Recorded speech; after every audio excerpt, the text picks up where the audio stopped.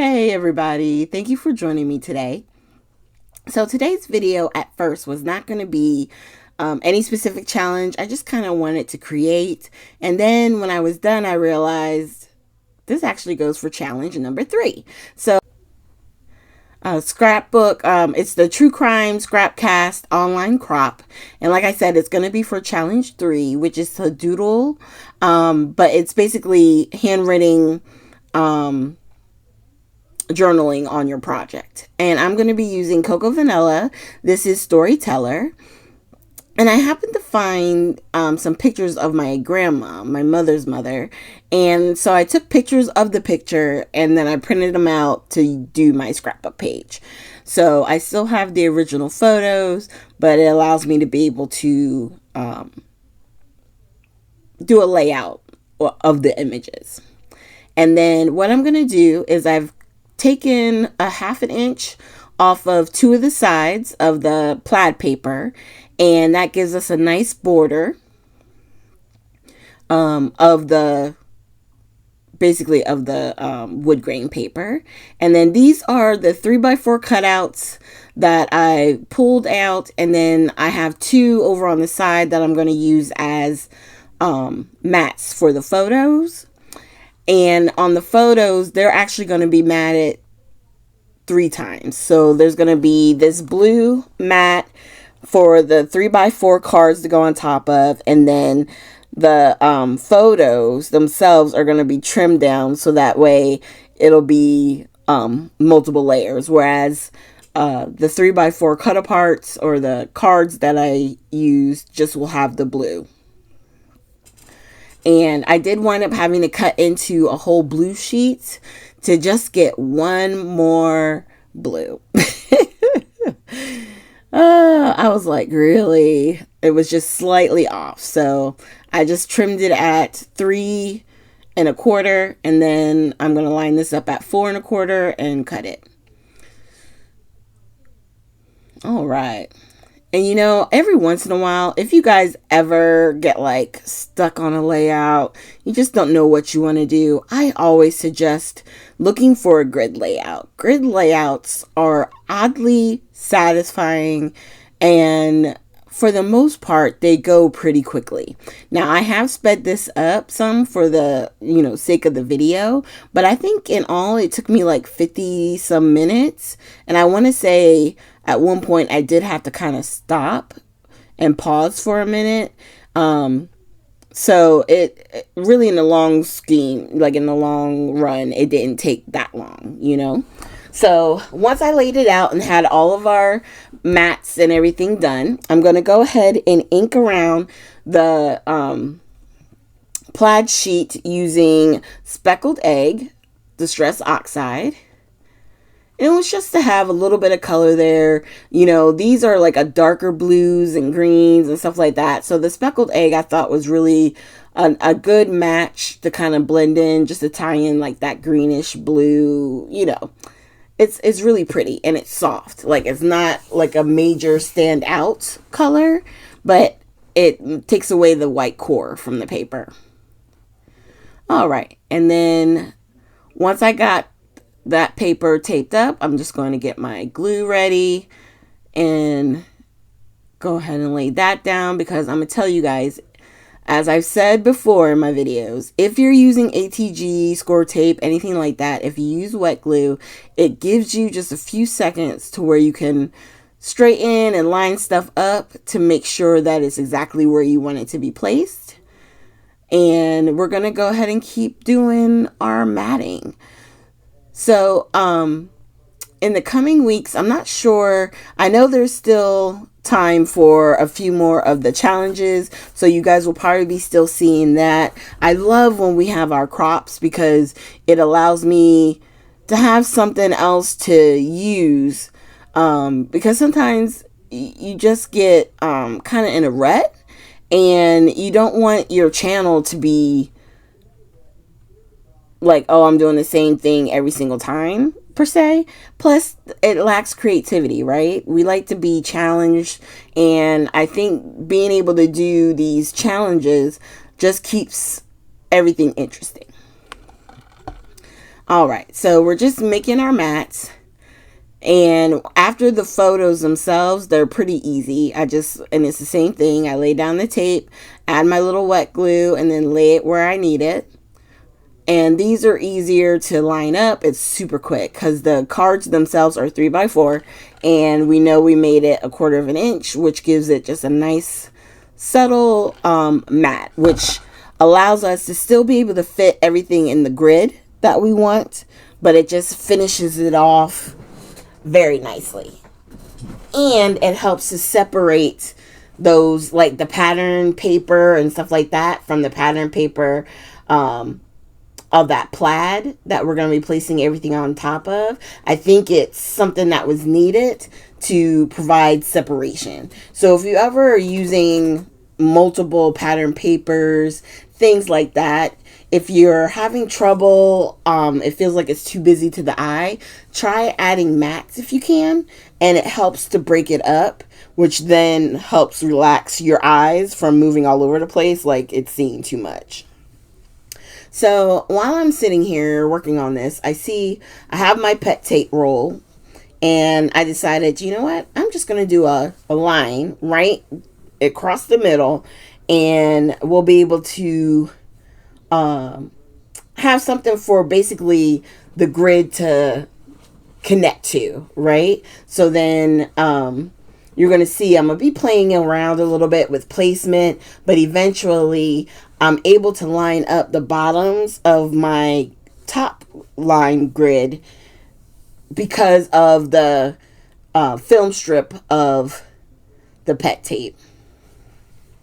And I realized I did put it up a little bit higher. I probably wanted to go a little bit more center, but then I realized with my sentiment, I actually put it in the exact right spot. So I'm going to wind up putting those up a little bit higher, and I'm going to put these up as well, and it'll give me enough space to be able to put the sentiment, which is going to be from the black foam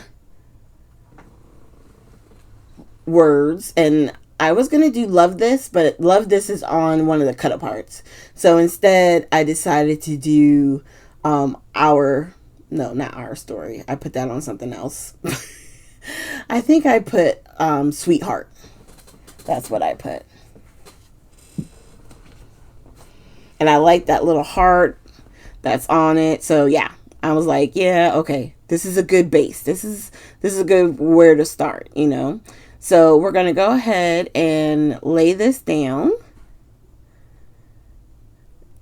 And then I'm going to line up that bottom blue edge so that it matches with the 3 that I'm laying, and making sure that I'm trying to make sure that I have the same amount of space in between each one, and that their space on the edge is matching on both sides.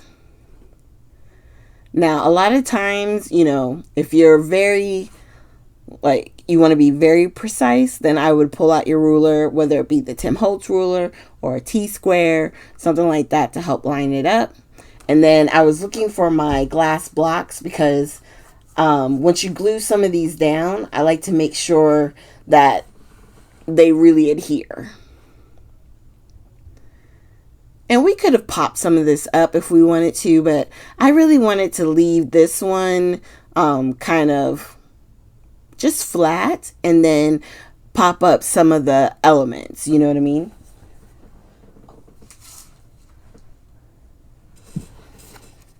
And I am just bringing this over so I can see, and I can tell you as we go. Okay, and then the last one.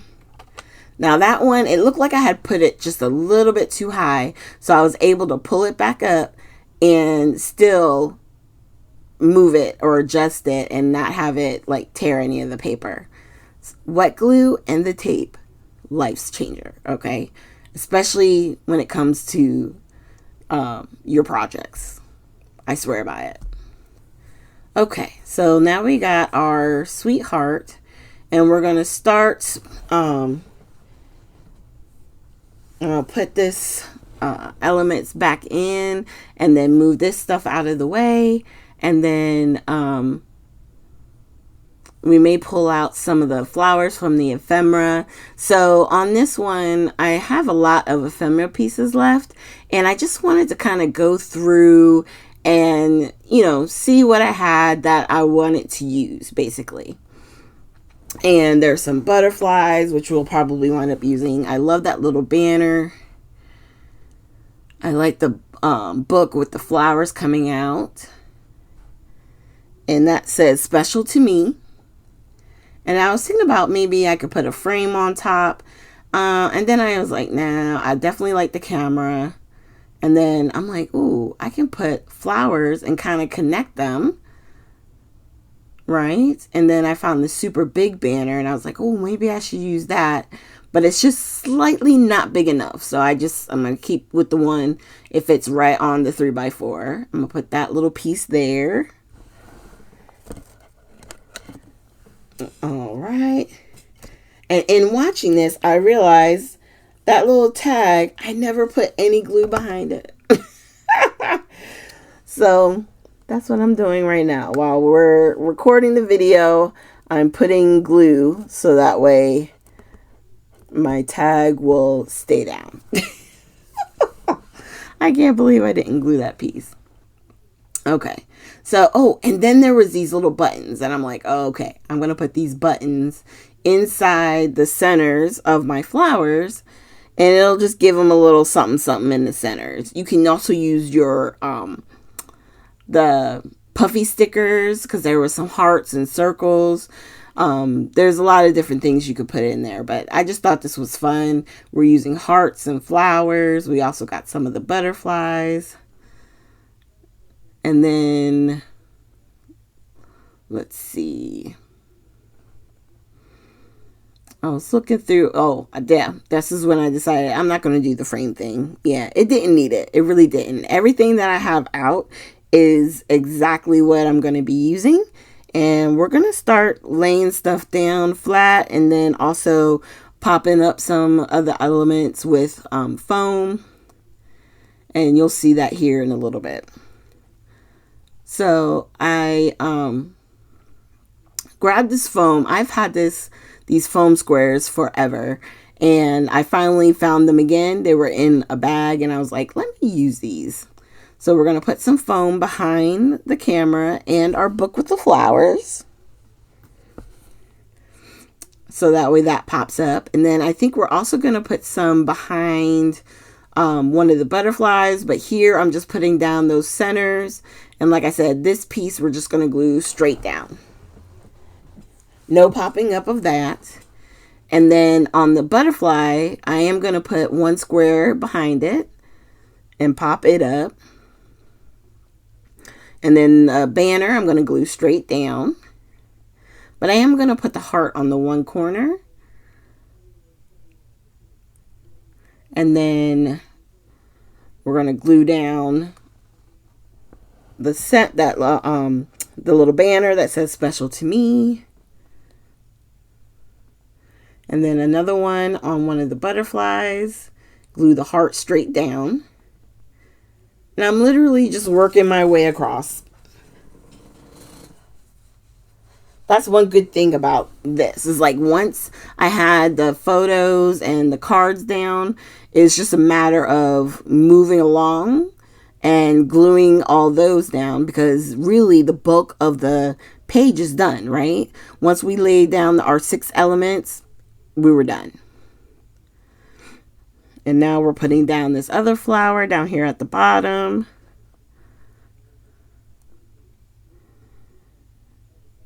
And let's see. We're going to put the block so that way that has a little bit of time to dry. And now we're going to put down the sweetheart. But the H came off first. And I just wanted to kind of remind myself where I wanted to lay this. So that's why I had the rest of hearts to the side. And then I was able to kind of see where to place the heart. And then the T at the end. And the black heart, I'm just going to keep it just like it was and put it right up above. And then we're going to do the same thing with the sweet.